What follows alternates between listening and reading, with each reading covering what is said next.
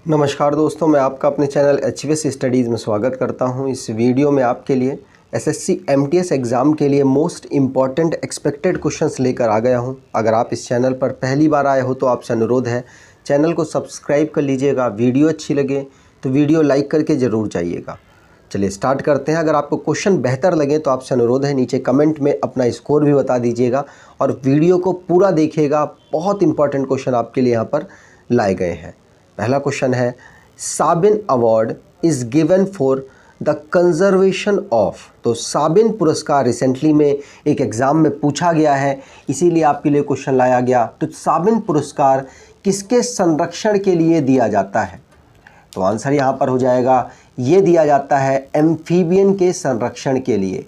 Amphibian में frog वगैरह आते हैं, इनके जो हार्ट है वो 3 चैम्बर्ड होता है और इनका जो ब्लड है वो उनका ब्लड कोल्ड ब्लडेड होता है। कोल्ड ब्लडेड का मतलब अकॉर्डिंग टू एनवायरनमेंट ये अपना जो टेम्परेचर है वो चेंज कर सकते हैं। दुनिया में जो 2 ग्रुप हैं, कौन कौन से? एक बर्ड वाला जिसको एप्स ग्रुप कहा जाता है और दूसरा है मैमल्स का जिसमें ह्यूमन वगैरह आते हैं। उनके जो ब्लड है वो वार्म ब्लडेड होते हैं और बाकी जो ग्रुप है, बाकी जो मतलब अलग अलग कैटेगरी बनाई गई हैं उनमें कोल्ड ब्लडेड होते हैं। कोल्ड ब्लडेड और वार्म ब्लडेड का मतलब मैंने आपको बता दिया। कोल्ड ब्लडेड का मतलब अपने जो टेम्परेचर को अकॉर्डिंग टू एनवायरनमेंट चेंज कर सकते हैं, उन्हें कहते हैं कोल्ड ब्लडेड। और जो एनवायरनमेंट के अकॉर्डिंग अपना ब्लड का टेम्परेचर चेंज नहीं कर सकते उसे कहते हैं वार्म ब्लडेड। और एम्फीबियन साबिन अवार्ड से रिलेटेड है। आगे बात करें, अगला क्वेश्चन है, among the following states which one does not have any significant coal resource. तो इनमें से कौन सा राज्य ऐसा है जिसके पास कोई महत्वपूर्ण कोल संसाधन नहीं है? तो आंसर यहाँ पर हो जाएगा, ये है छत्तीसगढ़। नहीं, ये है बिहार। छत्तीसगढ़ तो फेमस है कोल के लिए। आप यहाँ पढ़ रहे होंगे नॉट लिखा हुआ है, तो बिहार में कोई भी कोल रिसोर्स नहीं है। छत्तीसगढ़ में बहुत ज़्यादा है। मतलब भारत में सबसे ज़्यादा जो कोल प्रोडक्शन होता है वो छत्तीसगढ़ में होता है और दुनिया में सबसे ज़्यादा कोल प्रोडक्शन चाइना में होता है। दूसरे नंबर पर भारत आता है। ठीक है, अगर आपको ये वीडियो अच्छी लग रही है तो आपको ये ई बुक भी अच्छी लगेगी क्योंकि इसमें ऑलमोस्ट आपके सभी टॉपिक कवर किए गए हैं स्टैटिक जीके के। आप इसे परचेज़ कर लेंगे तो आने वाले एग्ज़ाम के लिए आपके लिए मोस्ट इम्पॉर्टेंट ये ई बुक रहेगी और बहुत सारे क्वेश्चंस आएंगे। आप खुद कमेंट में आकर बोलेंगे कि आपकी जो ई बुक है उससे बहुत क्वेश्चन आते हैं। हमारे यहाँ पर करंट अफेयर की वीडियो भी चल रही है, यकीन मानिए उससे ऑलमोस्ट हम क्वेश्चन फंसाते हैं।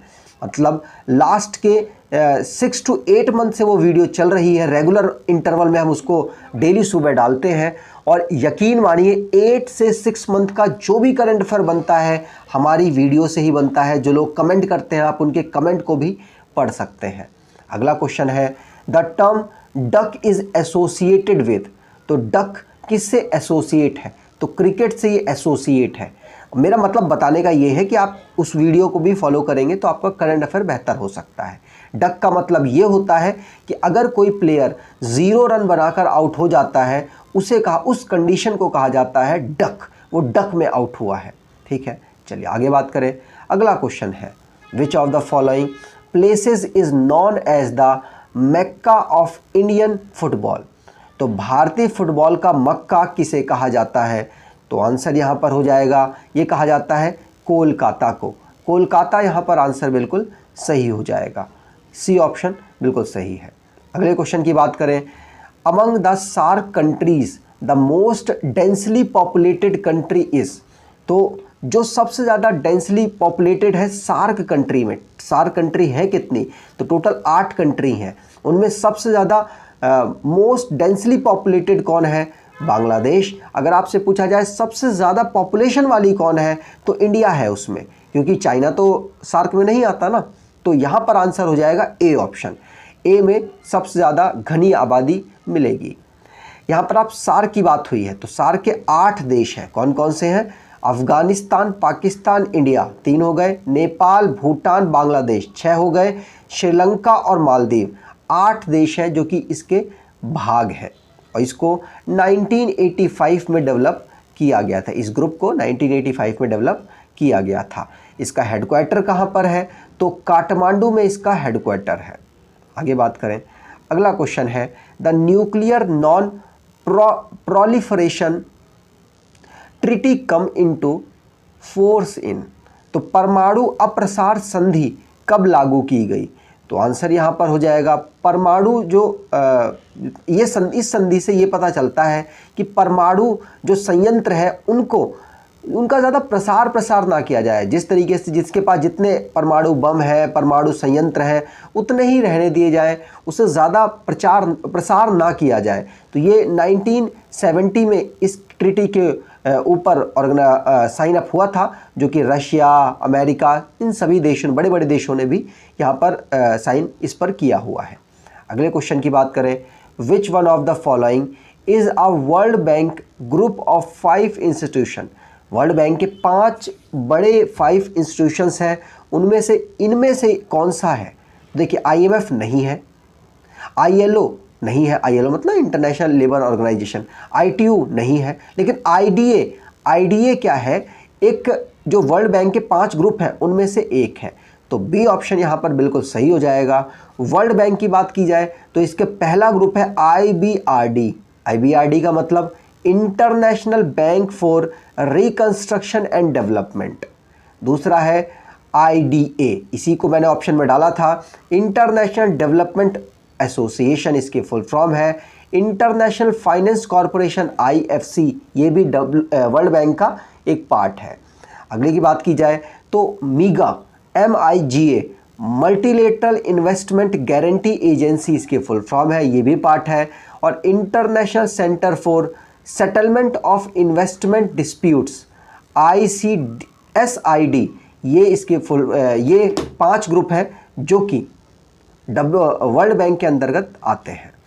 अगले क्वेश्चन की बात करें, the headquarter of food and agriculture organization is in. तो खाद्य और कृषि संगठन का मुख्यालय कहाँ पर है? तो आंसर यहाँ पर हो जाएगा, ये है कहाँ पर?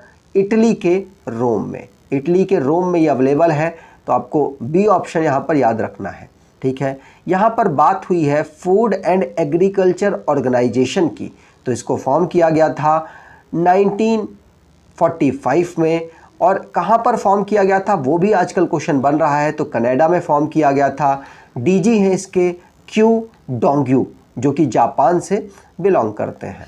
अगले क्वेश्चन की बात करें, Merdeka cup is associated with. बहुत आसान क्वेश्चन है, बहुत बार क्वेश्चन आ चुका है इसलिए आसान है। मर्डेका कफ जो कि मलेशिया का एक कफ है, मलेशिया में इसको ऑर्गेनाइज कराया जाता है, और फुटबॉल का ये एक तरीके का कफ है। तो बी ऑप्शन यहाँ पर बिल्कुल सही हो जाएगा।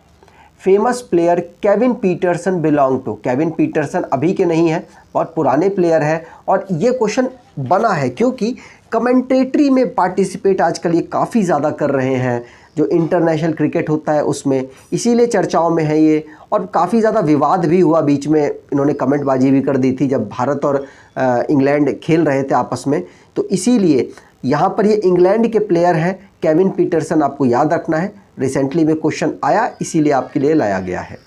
अगले क्वेश्चन की बात करें, the first defence minister of India was. ये भी बहुत आसान क्वेश्चन है, आपको ध्यान रखना है। पहले डिफेंस मिनिस्टर कौन है? बलदेव सिंह। कौन है? सी ऑप्शन यहाँ पर सही हो जाएगा, बलदेव सिंह भारत के पहले डिफेंस मिनिस्टर हैं। अगले क्वेश्चन की बात करें, who was the Sikh guru to slaughtered by Aurangzeb. Aurangzeb द्वारा मारे जाने वाले सिख गुरु कौन थे? तो आंसर यहाँ पर हो जाएगा, इनका नाम है तेग बहादुर। गुरु तेग बहादुर जी 9वें नंबर के सिख के गुरु हैं, और उनको औरंगजेब के द्वारा मतलब स्लॉटर्ड किया गया था, मारा गया था। ठीक है, चलिए आगे बात करें। अगला क्वेश्चन है, who was the Mughal emperor to have lifted the jizya on Hindus. तो किस मुगल एम्परर ने जो जजिया है उसको हिंदुओं से हटा लिया था? तो आंसर यहाँ पर हो जाएगा अकबर ने। अकबर ने तो हटा लिया, लेकिन औरंगजेब नाम का जो एक इनका शासक था उसने दोबारा से लागू कर दिया था जजिया कर। वैसे ये क्वेश्चन बनता है कि जो जजिया कर है वो सबसे पहले इम्प्लीमेंट किसने किया? तो मोहम्मद बिन कासिम ने 712 AD में इंट्रोड्यूस किया था। आपको याद रखना है, उसके बाद जो गुलाम वंश के शासक थे, पहले शासक कुतुबुद्दीन ऐबक ने इसको इंट्रोड्यूस किया स्लेव डायनेस्टी में, और बहुत लंबे समय तक चला। लेकिन बहुत सारे लोग कंफ्यूज होकर कुतुबुद्दीन ऐबक लगा देते हैं कि भारत में सबसे पहले जजिया कर किसने इंट्रोड्यूस किया, कुतुबुद्दीन ऐबक नहीं, मोहम्मद बिन कासिम उनका नाम है जिन्होंने ये इंट्रोड्यूस किया था भारत में सबसे पहले। ठीक है, उसके बाद फिर हटाना और लगाना लगा रहा, लेकिन फाइनली जो जजिया है उसको एबॉलिश किया था जहांगीर शाह ने। किसने? जहांगीर शाह ने 1712 में, याद रखना है। आगे बात करें, अगला क्वेश्चन है Shivaji died in the year. Shivaji की मृत्यु कब हुई थी? शिवाजी बहुत बड़े राजा हैं, भारत के मराठा के सबसे बड़े राजाओं में से एक थे। इनकी मृत्यु हुई थी 1680 में और इनका जन्म 1630 में हुआ था। टोटल 50 ईयर भारत को अपनी सेवा देकर गए थे। उस टाइम पर अपना इनका साम्राज्य था। मुग़लों के खिलाफ काफ़ी वीरता से ये लड़े थे, इसीलिए बहुत ज़्यादा फेमस और पूजनीय है ये इस समय पर मराठाओं के लिए। आगे बात करें, the waterfall Victoria is associated with the river. तो जलप्रपात विक्टोरिया किस नदी से जुड़ा हुआ है? तो आंसर यहाँ पर हो जाएगा, ये जुड़ा हुआ है किससे?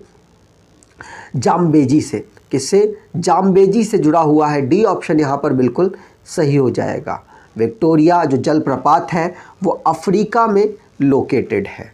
आगे बात करें, अगला क्वेश्चन है which among the following planet is the smallest in size than the earth. Earth के रिस्पेक्ट में इनमें से कौन सा छोटा है, छोटा साइज़ में है बाकी प्लैनेट्स के कंपेयर में? तो आंसर यहाँ पर हो जाएगा, अगर मरकरी होता तो मरकरी सबसे छोटा है तो आपको क्लियर ही होगा। लेकिन इनमें से अगर देखा जाए तो वीनस, जिसको अर्थ की बहन भी कहा जाता है, ये सबसे छोटा है, मतलब अर्थ से छोटा है। सबसे छोटा तो मरकरी है। और सबसे बड़ा कौन है? तो सबसे बड़ा बृहस्पति है। कौन है? बृहस्पति, जुपिटर।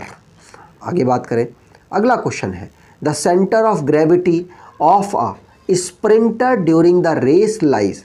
दौड़ते समय जो धावक होता है उसका गुरुत्वाकर्षण है, उसका केंद्र कहाँ होता है? देखिए, जब आदमी दौड़ रहा है तो आपको क्लियर होगा वो इस तरीके से भागता है, मतलब झुका होकर फिर अपने हाथ चलाता रहता है, भागता जाता है। तो आप सोचो उसका सेंटर कहाँ होगा?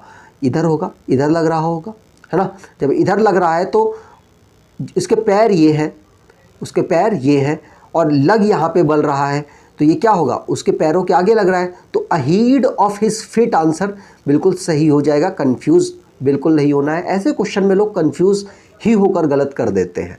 ए ऑप्शन यहाँ पर सही है। यह आकृति मैंने दिखाने की कोशिश की है। आप खुद सोचिए, जब वो आगे की तरफ भाग रहा है, हाथ इस तरीके से चला रहा है, तो ग्रेविटी जो गुरुत्वाकर्षण है वो कहाँ लगेगा? पैरों के आगे लगेगा ना। तो यही आपसे क्वेश्चन पूछा गया था। अगले क्वेश्चन की बात करें, who was the national leader who wrote history of India on the wall of Andaman cellular jail. तो अंडमान सेलुलर जेल की जो वॉल है उसमें किस नेशनल लीडर ने हिस्ट्री ऑफ इंडिया को लिखा है? तो आंसर यहाँ पर हो जाएगा, किसने लिखा है? तो यहाँ पर है वीर सावरकर जी। आंसर सही। तो सी ऑप्शन यहाँ पर बिल्कुल सही है। अगर आपको ये वीडियो अच्छी लगी है तो आपसे अनुरोध है वीडियो को लाइक कर दीजिएगा, चैनल को सब्सक्राइब कर लीजिएगा और एटलीस्ट अपने कुछ दोस्तों तक वीडियो को शेयर ज़रूर कीजिएगा। धन्यवाद।